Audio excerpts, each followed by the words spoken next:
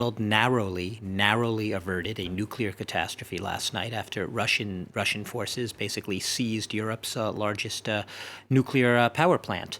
It's as simple as that. You don't have to. It's not 2 + 2 = 5. You don't have to launch a giant investigation.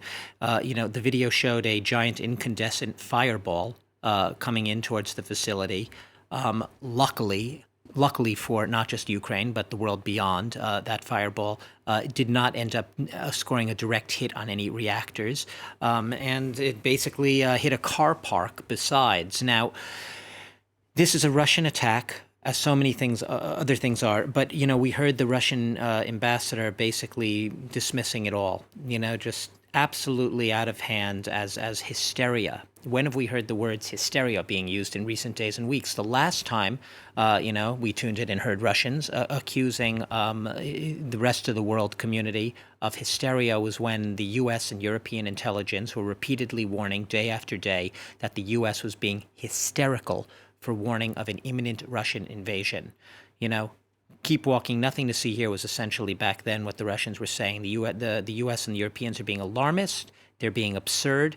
The foreign ministry spokeswoman at the time, Maria Zakharova, basically said, since you all seem to know that an attack, an invasion is imminent, could you please give me the date of it so that I can plan my holiday? It was that cynical. It was that sort of, dismissive. And we're hearing the same tone again and again and again.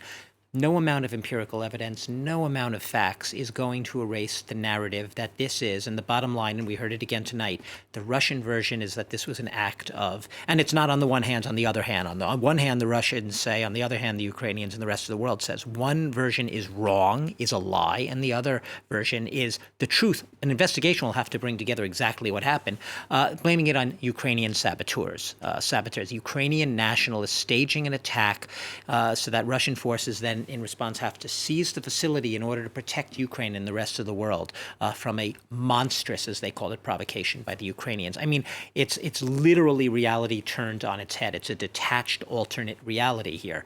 So like I said, everything that you heard, that narrative coming from the Russian ambassador tonight, it is not to be studied, investigated. Well, interesting what he says. It is a propaganda narrative that is part of a larger propaganda narrative being perpetrated, hoisted on the Russian people and the rest of the world, but really on the Russian people and perhaps even more unfortunately on the soldiers who are being sent to fight and sacrifice their lives there, not knowing, not having the foggiest idea where they're going and what they're going for.